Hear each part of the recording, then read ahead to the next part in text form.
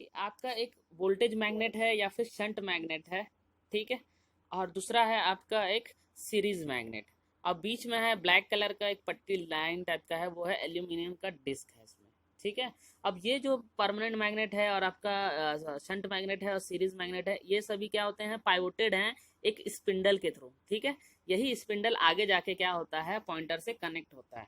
तो क्या होता है, जब ये एल्यूमिनियम डिस्क जो है वो मूवमेंट करता है, तो ये स्पिंडल रोटेट करता है, स्पिंडल मूवमेंट करता है, स्पिंडल के मूवमेंट से क्या होगा, आपका पॉइंटर जो है वो आपको डिफ्लेक्शन देगा, डिफ्लेक्शन देगा तो आपको रीडिंग मिलेगी। क्लियर? तो ये तो था इसके कंस्ट्रक्शन के बारे में। अब बात ये आती है कि इसको शंट मैग्नेट क्यों कहते हैं, ठीक है। तो यहाँ देखना, शंट मैग्नेट की जो वाइंडिंग है ना, उसका एक टर्मिनल है लोड के एक छोर में, और दूसरा जो टर्मिनल निकला है वो लोड के दूसरे एंड पे है। दोनों क्या है, अक्रॉस में है, ठीक है। जबकि एल्यूमिनियम डिस्क आपका जो सीरीज मैग्नेट है ना, उसमें जो आईसी करंट फ्लो हो रही है वो एक एंड आपका सप्लाई से है, दूसरा एंड लोड से कनेक्टेड है। आई बस समझ में? तो ये जो शंट मैग्नेट का जो दूसरा एंड है वो आपका सीरीज वाइंडिंग से कनेक्टेड है। इसका मतलब यह है कि ये जो मैग्नेट है ये लोड के पैरेलल कनेक्टेड है, इसलिए इसको शंट मैग्नेट बोल रहे हैं, और ये दूसरा नीचे जो है वो सीरीज मैग्नेट है। क्लियर? कोई डाउट? तो अब इसके बाद इसके बारे में अपन देखते हैं कि ये क्या है, ये कैसे काम करता है, ठीक है। तो इसमें क्या होता है, दो लैमिनेटेड इलेक्ट्रोमैग्नेट्स हैं, ठीक, एक है शंट मैग्नेट और दूसरा क्या है आपका सीरीज मैग्नेट। अब इसमें क्या होता है कि शंट मैग्नेट पैरेलल में कनेक्टेड है सप्लाई के, और इसमें जो करंट फ्लो होता है ना, वो एक्चुअली क्या होता है, वोल्टेज के प्रोपोर्शनल होता है, क्योंकि अगर आप सप्लाई के पैरेलल में कनेक्टेड हो तो जो वोल्टेज होगा उसके अक्रॉस, तो उसी के रेस्पेक्ट में क्या होगा, उसके बट्टे रेजिस्टेंस करोगे तो उसमें जो करंट फ्लो हो रही है वो वोल्टेज के क्या होगा, प्रोपोर्शनल होगा, क्योंकि V is equal to I upon I into R, ठीक है। अब क्या होगा कि जो कॉइल है वो इस मैग्नेट का, जो शंट मैग्नेट है आपका, उसका जो वो कॉइल है वो हाईली इंडक्टिव होता है। मतलब शंट मैग्नेट का कॉइल क्या होता है, हाईली इंडक्टिव होता है, और वो अगर इंडक्टिव नेचर का है तो एक चीज समझ लेना कि करंट और वोल्टेज जो फेज डिस्प्लेसमेंट है वो 90 डिग्रीज का रहेगा, ठीक है। और जो दूसरा इलेक्ट्रोमैग्नेट है सीरीज मैग्नेट, उसका जो मटेरियल की प्रॉपर्टी जो नेचर होता है वो नॉन इंडक्टिव होता है। नॉन इंडक्टिव मतलब आप बोल सकते हो कि रजिस्टिव होता है, ठीक है। और ये क्या होता है, सप्लाई के सीरीज में कनेक्टेड है। आई बात समझ में? अब चूंकि सीरीज मैग्नेट जो है नॉन इंडक्टिव है ना, तो जो एंगल ऑफ लैग या लीड है उसको हम क्या है, लोड के बेसिस पे फाइंड कर सकते हैं। मतलब अगर आपका सीरीज में जो वाइंडिंग है वो अगर नॉन इंडक्टिव है तो उसका जो भी होगा फेज डिस्प्लेसमेंट, या लीडिंग हो या लैगिंग हो, वो किस पे निर्भर करेगा, लोड पे निर्भर करेगा, ठीक है। क्योंकि सीरीज वाइंडिंग का कोई फेज रजिस्टिव है तो कोई फेज डिस्प्लेसमेंट नहीं होगा, तो जो भी डिस्प्लेसमेंट वहां पे आएगा वो किसके वजह से आएगा, बिकॉज ऑफ लोड ओनली, ठीक है। इस चीज को हमेशा याद रखना। अब यहाँ पे देख रहे हैं हम कि जो डिफ्लेक्टिंग टॉर्क है, और वो डिफ्लेक्टिंग टॉर्क कहाँ प्रोड्यूस होगा, डिस्क में प्रोड्यूस होगा। ये कैसे प्रोड्यूस होगा, देखो क्या होता है, जो इंडक्शन अमीटर वोल्ट मीटर हो गए या वाट मीटर हो गए, इन सभी में एक ही वर्किंग प्रिंसिपल होता है, और वो होता है इंडक्शन का प्रिंसिपल, ठीक है। अब ये इंडक्शन का प्रिंसिपल क्या होता है आप लोग जानते हो, क्या होता है इंडक्शन?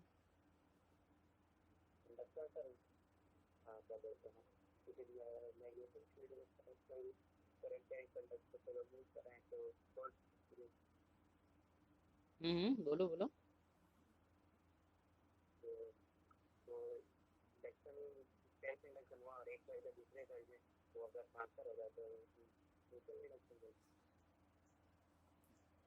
जो इंडक्शन मोटर होता है ना, इंडक्शन मोटर जानते हो आप लोग? नहीं जानते?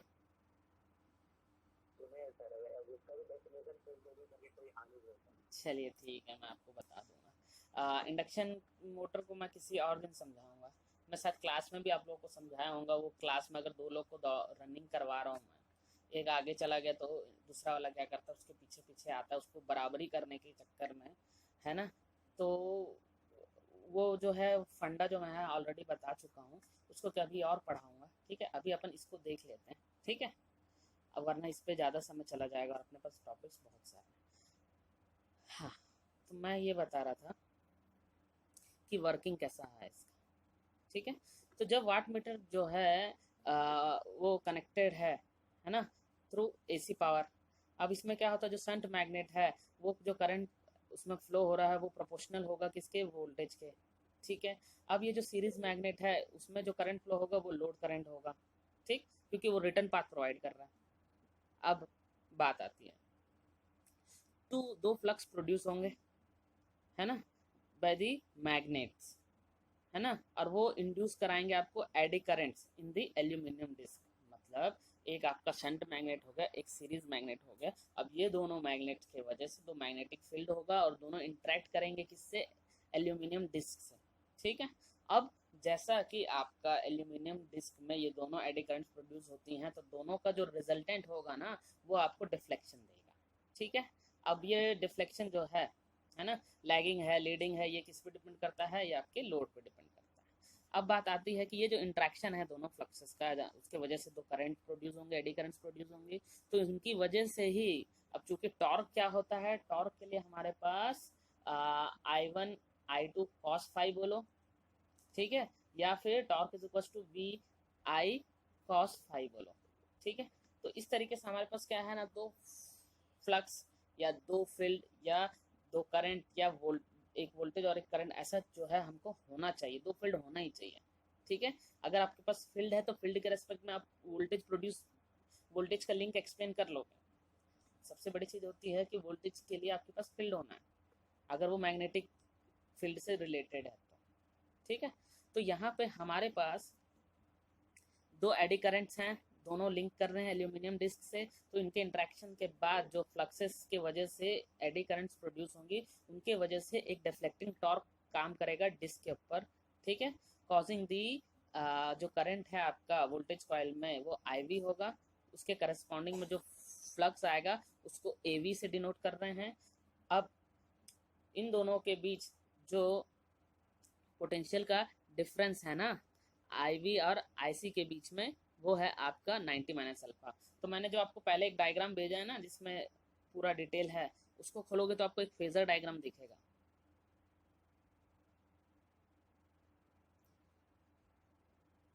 दिख रहा है क्या? हाँ हाँ, ये प्रॉपरली क्लियर नहीं है लेकिन इसको मैं आपको समझा देता हूँ तो इससे आपको क्लियर हो जाएगा, ठीक। तो ये जो IV है ये है पोटेंशियल कॉइल से फ्लो होने वाला करंट। अब ये जो V है आपका वोल्टेज है, और ये उस करंट के वजह से उसमें एक फ्लक्स प्रोड्यूस होगा जो कि AV है, जो कि परपेंडिकुलर है, सीधा वर्टिकल है, ठीक है, AV।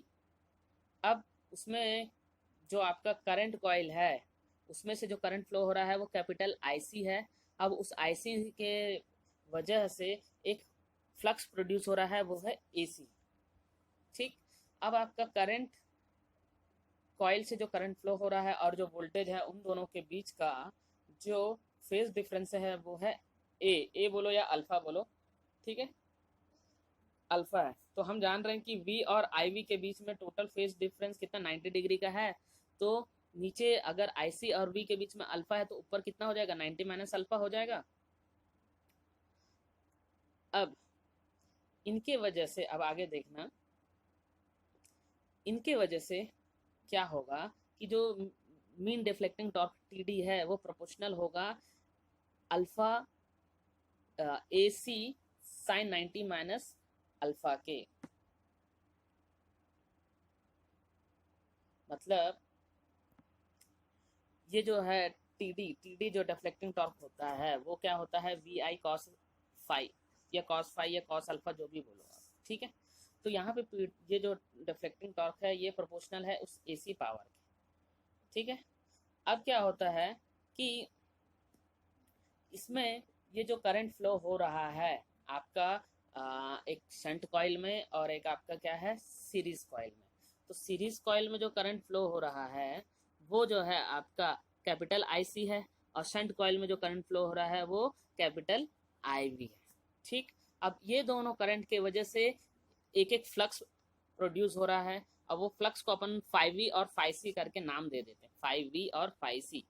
ठीक है, 5V और 5C कहाँ इंट्रोड्यूस हो रहे हैं, ये जो फ्लक्स जो है ये एल्यूमिनियम डिस्क से क्या कर रहे हैं, लिंक कर रहे हैं।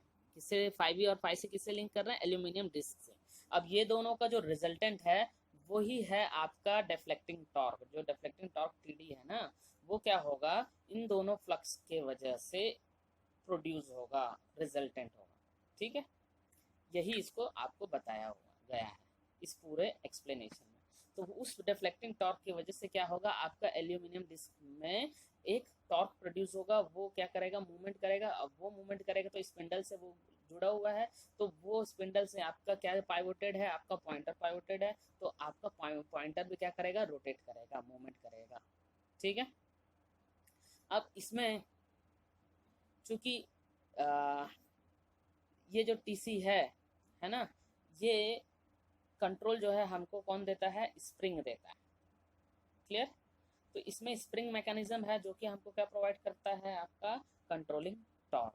तो ये जो कंट्रोलिंग टॉर्क है बढ़ते बढ़ते क्या होगा, जब आपका TD के बराबर हो जाएगा तो आपका क्या हो जाएगा, पॉइंटर जो है कांस्टेंट हो जाएगा, लेकिन उसमें क्या होते रहेंगे, ऑसिलेशंस होते रहेंगे।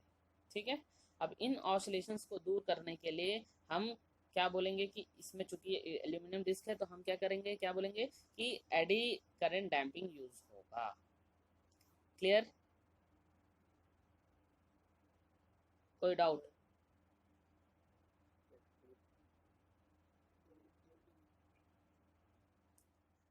ना।